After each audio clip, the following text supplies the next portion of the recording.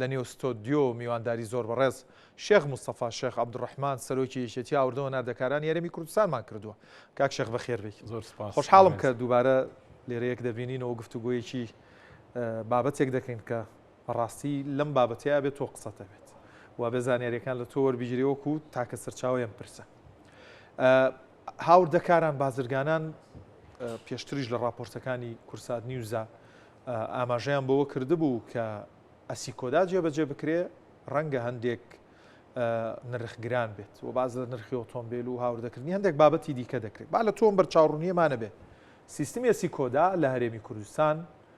چ گۆڕانکاریە بەسەر هاوردەکردندا دێنێت؟ بەناوی خۆی گەورە. تامان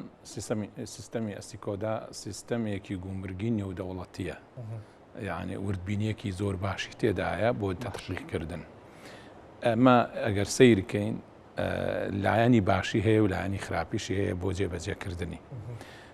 حکوومەتی عێراق هەر لە سەرەتای ئەم ساڵ تەبعاً پێناسەی گومرگی دەستکاری کرد. هات ئەو پێناسە گومرگیە بەهاکەی زیاد کرد. باشە کە زیادی کرد ئەسیکۆداشی لە لای خۆیەوە جێبەجێ کرد. ئەو پێناسە گومرگی خستە ناو ئەو سیستەمی ئەسیکۆدایەوە. ئەسیکۆدا کە جێبەجێ کراوە وە سیستەمەکە ئەو پێناسە گومرگی کە زیاد کرا چۆن ناو ئەسیکۆداوە، تەبعاً نرخی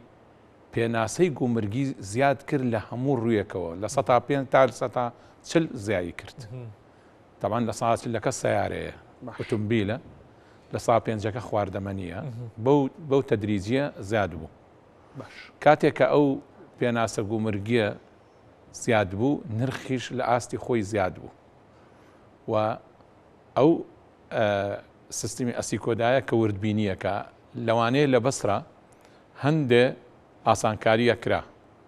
بۆ هاوردەکاران کە کاڵەکان دێن. ئاسانکاریەکە لەوەدا بوو ئەگەر هاتو کۆنتەنێرێک بەهاتایە حەڤە مادەی تێدا بووایە، مادەیەکیان کامیان نرخەکەی پێناسەی گومرگی لە هەمووی هەرزانتر بووایە، هەمویان لەسەر ئەوە ئەکرد بەو پێناسە. ئێستا بە پێچەوانەوە ئێمە هەر سەرەتای ئەم ساڵ ئاگادار کرد کە با ئەندامان ئاگادارکەین ئەو کۆنتێنەرەی هێنن متەنەوعە با نرخەکانیان لە ئاستی یەکا بێ، چونکە ئەگەر هاتوو نرخەکانیان لە ئاستی یەکا نەبێ کام مادەیان لە هەمویان گرانتر بێ هەمووی بۆ پێناسە ئاکرد. یعنی پێچەوانەی ئەوەی تر کاتێک کە پێش ئەوەی ئەسیکۆدا مەسەن تەطبیق کرێ، ئەگەر هاتوو کۆنتێنەرە هات 22 تەن بووایە لەوانەیە 2 تەنیان تەسیلات ئاسانکاریە کرد، بەڵام لە سیستەمی ئەسیکۆدایە 1 کیلۆ ناتوانێ چاوپۆشی بکە چوو سیستەم و سیستەمەکە ئەڕوە.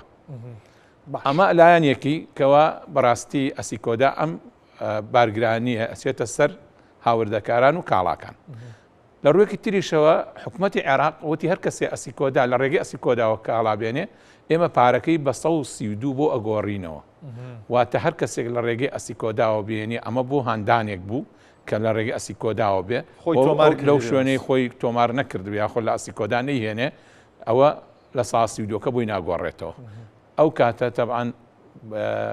کاڵاکە کەیانی بۆت حواڵاکە بە 132. ئەم لایەنی باشەی هەیە کە پارەکە بەکەمتر ئەشکێنێتەوە و پارەکەی ئۆتۆماتیکیە نەڕوات، چکە لەوە پێش هەندێک کۆمپانیا بۆ یەکرا هەندێک کۆمپانیا بۆی ناکرا کە هیوایە مانگێ 2 مانگی پێچوو تاکو پارەکەی بۆ حواڵا کرا و یاخود بۆیە گۆڕدرایە بە 132 بۆی ناگۆدراوە. بەڵام وتی هەر کەسێک لە ڕێگەی ئەسیکۆداوە بهێنێ ئۆتۆماتیکیان ئێمە پارەکەی بۆ گۆڕینەوە بە 132. ئەمە لایەنێکی باش ئەوە لایەکی درایە. ئەمە لە ڕێگەی عێراق و ئەمە لە بەسڕە لە هەمووی جێبەجێ کرا. لە هەرێمی کوردستان لەو کاتەوە کە داوای لە حکوومەت هەرێمی کوردستان کرد کە ئێوەش ئەسیکۆدا تەطبیقکەن، ئەسیکۆدا بەڕاستی پێویستی بوو کەوا لێک تێگەیشتن بێت لە بینی حکوومەتی عێراق و حکوومەتی هەرێمی کوردستان، چونکە چەند خاڵێکی تایە لەوانەیە حکوومەتی هەرێم تۆزێ بە قورسی بزانێ و حکوومەتی عێراقیش ئەیەوێ بۆ خۆی چاودێری هەمووی بکە. تەبعاً ئەسیکۆدا کە لە هەر شوێنێک بکرێ لەژێر چاودێری حکوومەتی عێراقا بێت چێتە بەغا لەوێ ئەگان لێ ئەگەر 1 کیلۆ شت داخڵ ببێ لە ڕێ ئەسیکۆداوە لە بەغا ئەبیندرێ. ئەوە لەسەر خاڵێک تقریباً بە تەدریجی لیژنیان پێکێنە و لیژنەکان ڕۆژانە مەسەلەن هەفتانە هەر کاتێک بووایە کۆبوونەوەیان لە هەولێر لە بەغا ئەکرد بۆیکەوە هەتا ئەم ئەخیرە تقریبا هەفتەیە پێش ئێستا کە کۆبوونەوەیان هەم لە بەغا کرد چەند گرێبەستێکیان واژۆ کرد کەوا بووی بەردەوام بن لەسەر ئەو خاڵانە تەبعاً خاڵێکی زۆر ئەوان ئێستا کۆکن لەسەری هەم عێراق هەم هەرێمی کوردستان تەبعاً خاڵانە ئەوەی کە باست کرد تەبعاً ئەو سنوورانەی ئەوەی کەوە ئەو مەرزە لاوەکیانەش تقریبا ئەوەش وتوێژی لەسرە و ئەو سەیطەرانەی داناوە کەوا گومرگیە لە بینی شارەکانی هەرێم و عێراق ئەوەش عێراق دایناوە ئەوەش قسەی لەسەر ئابێ ئەوەش چارەسەر بکرێت ئەگەر سیکۆدا جێبەجێ بکری ئەو خاڵە گومرگیانش لە ئەبێ هەمووی ئەوانە لا بچێت چکە بەو شێوەیە یەک بەرچاوڕوونیمان بەرێ بترسین لەوەی وەکو هاوڵاتیەک بترسین لەوەی سیستمی سیکۆدا نرخی کاڵا و شمۆک و پێداویستەکانمان لەسەر گرانەکە لە هەرێم وتم لەوانەیە مەسەلەن بڵین لایەکی هەیە باشە و لایەکی هەیە خراپە یعنی خۆی ئەبێ عێراق هەمووی بەو سیستەمە با بڕوە بەڵام بەپێی ئەوەی کەوا ئەو پێناسە گومرگێ زۆر زیادی کردووە لە ئاستی ئەو 132 تقریبا پێناسەکە تۆزێک زیاترە بێ لەبەرەوە ئێستا بین لە بەغاشت گرانترە وەکو لە هەرێم یعنی ئێستا لە عێراقدا لە شارەکانی عێراق ئەبینین کە تۆزێک کاڵا نەک زۆر کەمێک لە هەرێمی کوردستان گرانترە چونکە ئەوان ئەسیکۆدا بۆ پێناسەیە ئەڕۆن بۆ پێناسە گومرگەی کەوا تازە زیادی کردبوو پێناسە گومریگە کاڵەکانی بەرەو زیادی برد باشە بازرگانێک کاڵە هاوردە دەکات لە سیستمی سیکۆدای خۆی تۆمار کردووە باجی گومرگی لەسەری کە بەرز بۆ تۆ جێبەجێ دەکرێت لە بەرامبەریشا گەڵای بە 132,000 دینار بۆ خەرجەکرێت بیانووی ئەوەی هەیە لە بازاردا ئەگەر لە بازاری ڕەش و لە بازاری دراودا گەڵا بەرز بووەوە نرخی کاڵا و شمەک بەرز کاتەوە بڵێ گەڵا بەرز بووە یعنی ئەتوانین بڵین هەموو بازرگانەکان ئەگەر خۆیان تۆمار کرد لە سیستەمە سیکۆدا بە 132 گەڵا وەردەگرن و ئیتر بۆیان نییە بە هاوڵاتیان بڵێن گەڵا بەرز بۆ تۆ بۆیە نرخی کاڵا و شمەکەم بەرز کردەوە نانە بە پێچەوانەوە ئەو بە 132 بۆ یشکێنێتەوە بچێ بەسەر کاڵا بەرزە بێتەوە واتابێ و بیانووی یعنی مەسەڵەن دۆلار بەرز بێتەوە ئەو بە 132کەی بۆ شکانوێتەوە بۆی حواڵاکە هیچ ئەوە نییە بڵێ من دۆلار بەرز بۆتەوە بەو شوێ بەڵام ئەوە لایانی ئەوە بەسەرەن ئەوە مەڵێن بە 132 شکاوەتەوە ئەو کاڵایی کڕیوە لە سین حکوومەت ئەو پارەی ناردووە و بە 132 بۆی هاتووە بەو شێوەیە یعنی هاوردەکار نابێ بڵێ دۆلار بەرز بۆتەوە چونکە تۆ بە 132 بۆ شکاوەتەوە پێویست ناکاتەوە بڵێ دۆلار بەرز بۆتەوە بەو شێوەیە وایە چونکە تۆ ئەگەر بە 132 بۆ شکابێتەوە تۆکو بە دینار کڕی بێتە دواهیە دروستە بەڵام تا ئێستا لە بازار و بیانووی هەیە بازرگان تەنانە دوکاندارێکی شەچی کوپێکی ئاو هاو پێویستت بیکڕی ئەڵەی بووە گران بووە ئەڵێ وڵی باگە لە گەڵایە بەرز بۆتەوە واتا گەرەسی کۆدا جێبەجێ بکرێت و تاوای بازرگانان بە 132 کاڵەکانیان بکڕن ئەو بیانوە نامێنێ لە ناوخۆی بازار ئێستا هەرخوان بازرگانان هاوردەکاران پارەکان لە ڕێگەی مەسەڵەن لاوەکیەوە یاخود لە ڕێی سەرافەوە ئەنێرن ئەوە تقریبان لە سەریان کەوتووە ئەگەرەوە چارەسەر بێت تقریبان گەشتبینی بۆی لە نزیکترین کاتدا بە تایبەت باسی لە ناو مانگی هەشتا کەم سیستمە سیکۆدا لە هەرێمی کوردستان بکەوێتە کار خۆی ئەبێ بگەنە یەک یعنی مادام بەو شێوەیە ئەبێ هەرچۆنێک بێ هەم حکوومەتی عێراق هەندێ نەرمی بنوێنێ هەم حکوومەتی هەرێمی کوردستانیش بەرەو پێشەوە بڕوە یعنی بێتە پێشەوە بۆی بتوانێ ینی خۆی ئەوەی باسی لێکرێ ئەو خاڵە گرنگەی کەوا زۆر ناکۆکن لەسەری ئەوەیە ئایا پارەکە کە ئەو بازرگانە بۆی شکێندرێتەوە لە بانقی هەرێم بێ یاخود لە بانقییانی عێراق بێ ئێستا لەسەر ئەوە زۆر ئەوە تقریبا خاڵی جەوهەری ناکۆکیانە یعنی زۆر شەڕێکەوتون ئەبێ لە تەبیعەن حکوومەتی عێراق بێ تایبەتمەندێک بۆ هەرێمی کوردستانیش دابنێ وەکو هەرێم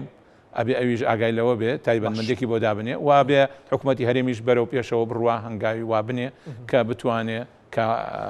بەرەو پێشەوە بڕوا ئەو کۆبوونەوەوان کاک شێخ لە بابەتی جێبەجێکردنی سیکۆدا لە هەرێمی کوردستان بازەوە دەکرێت کە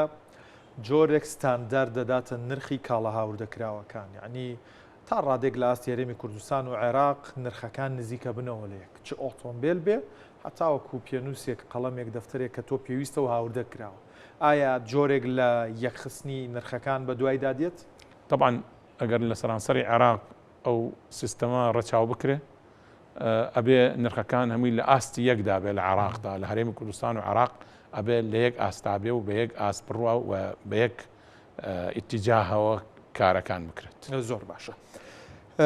بابەتێکەیە پێشتر قسەمان لەسەر کرد لە ئاخر جار کە میوانداری تۆم کرد پرسی گەروی هورمز و کاریگەری جەنگ بوو لەسەر هاوردەکردن. دۆخی هاوردەکردنی ئێستا چۆنە بۆ هەرێمی کوردستان؟ ئایا بە گەروی هورمزدا کاڵاو شمەکمان بۆ دێ یاخود هێشتا جارێ گرفتمان هەیە و چ ئامادەکاریە کراوە لایەن بازرگانانی هەرێمی کوردستانەوە بۆی بە تەواوی جەنگ کۆتایی هات و گەروی هورمز وەک پێش جەنگیلیات دەست بکەینەوە بە هاوردەکردنی کاڵە؟ گەروی دوورگەی هورمز بە سەراحەتەن تا ئێستا نەکەوتۆتەوە گەڕ بۆی کەوا بتوانندرێ کاری بازرگانی گشتی تێدا بکرێ. یعنی لەوانەیە هەندێک مەسەلەن ئێستا کاری تێدا کرێ لە ڕووی مەسەن نەوتەوە ڕووی بە هەندێشتەوە ئەوانەیە مەسەلەن تۆزێک ئەو گرژ و ئاڵۆزیە ڕەواوەتەوە بەڵام بە شێوەیەکی بەرفراوان بڵێ بەردەوام ئێستاکە تقریبا ماوێتی و بەرەو باشی ژەڕوە بەڵام ئێستا هەر ئەو کاڵاوشتانەی کەوا دێ بە باخیرە هەر لەو ڕێگانەوە دێکە دۆزرایەوە لە دوای دوورگەی هورمز کە گرژی تێکەوت بۆیە ئێستا تقریبا تا ڕادەیەک ناتوانین بڵێین لە دوورگەی هورمزەوە کاڵەکان هەمووی دێ. یعنی ئێستا هەر وەکو خۆی کە ئەو ڕێگەیەیان دۆزی بووە ڕێگە تۆزە دوورکەوتۆتەوە و تەمان کرێکەشی زیاد کردووە بەو شێوە. عێراق مەسەلەن دێتە دوبەی لە دوبەیەوە جاران ناهادێکسە لە دوورگەی هورمزەوە هات بوو بەسڕە ئێستاچێتە دوبەی داگیرێ و بارە کرێ و دو ئەوە دێتەوە ئەنج بۆ بەسڕە. هەرێمی کوردستانیش مەسەلەن دێتە مێرسین ئەویش دوورەکەوێتەوە 20 ڕۆژێکی دواکەوتووە 20 ڕۆژ دواکەوێت لەو مەوعیدی کە جاران هەبوو و تەبعەن نەخلەکەشی تۆزێ زیادی کردووە لە ئاستی خۆی. دوورگەی هورمز یعنی بەڕاستی شوێنێک استراتیژی گەورەیە بۆ هەموو کاری بازرگانی و باخیراتی گەورە گەورە لەوێەوە کاری لەسەرکرا بەڵام لەوەتی ئەو گرژ و ئاڵۆزی هەیە تا ئێستا کە بە شێوەیە نەگەیشتنەوە ئەو نەتیجەیە کە وەکو ئاسایی لێبێتەوە. ئەگەر تەماشایەکی بەرواری دەستپێکی جەنگ بکەین کە کۆتایی مانگی دوو بوو هەتاوەکو ئەگەر مانگی 6 حساب بکەین 3 مانگ واتە تقریبا چارەکی ساڵێک ئەلم 3 مانگەیە گۆڕانکاری بەسەر پەیوەندی بازرگانیەکانی هەرێم لەگەڵ وڵاتان داهات لە ڕووی قەبارەوە ئەتوانین بڵین ئێستا لەم 3 مانگەیە گەورەترین ناوبەشی بازرگانی هەرێمی کوردستان کێ؟ هیچ گۆڕانێکی بەسەرداهاتووە؟ وڵاتەکان چۆن دابەش بوون ئێستا؟ تقریبا یعنی ئێمە لەبەر ئەوەی کە ڕێگە دوور کەوتبووەوە بۆ وڵاتانی ئەوانەی دوور بوون لێمان تایلەند و سین و ئەو وڵاتانە تقریبا لە سەرەتاوە تاکو ڕێگەیەک دۆزرایەوە لێەوە کاڵا کەمی کرد. وڵاتە دراوسەکان بەردەوام بوو یعنی ئەو شتێک زیادی کردبوو لە تورکیاوە لە ئێران بەو شێوەیە لە ئەوروپاوە ئەوانە زیادی کردبوو بەڵام لە وڵاتانی وەکو سین و ئەندەنووسیا و تایلەند و ئەمانە تقریبا تا ڕادەیە کەمی کردو بەڵام ئێستا هەروک خۆی ماوەتەوە وەکو جاران ئەتواندرێەوە لەو دوور کەوتۆتەوە بەڵام کاڵای هەمیشەیی سین کە ئێستا بەردەوامە هەر دێت و هیچ گرفتێک ئێستا نییە گرفتەکە لەوەیە بەس لە دوورگەی هورمزەوە نایەن جینە ژوێنی ترەوە دێ. باشە ڕیزبەندیەکمان بەرە گەورەترین هاوبەشی بازرگانی هەرێمی کوردستان چ وڵاتێکە ئەگەر لە گەورەترینەوە؟ طبعاً ئێمە گە تێبینی بکەین و وڵاتە دراوسەکان بە تایبەتی تورکیا یەکەم وڵاتەکەوە ئێمە زۆرترین کاڵای لێدێنین لەبەرەوەی بۆ عێراقیش دێ بە هەرێمی کوردستانە. دووەم وڵاتی کۆماری ئیسلامی ئێرانە بەرەوە پانتایەکی گەورەی هەیەویش بەڕووی هەرێمی کوردستان و عێراقدا بەو شێوەیە ئەنجا وڵاتی سین هەر بە دەرەجە سێدێ وڵاتانی تریش احتیادی ینی ئەوروپا گەورەترین هاوبەشی بازرگانی هەرێمی کوردستان تورکیا ئێران بە تورکیا و ئێران و سین. بەڕێز شێخ مستەفا شێخ عەبدوڕەحمان سەرۆکی یەکێتی هاوردە و ناردەکارانی کوردستان زۆر سوپاسمان. زۆر سوپاس بۆ ئێوەش دەستان خۆش سەرکەوتوو بن.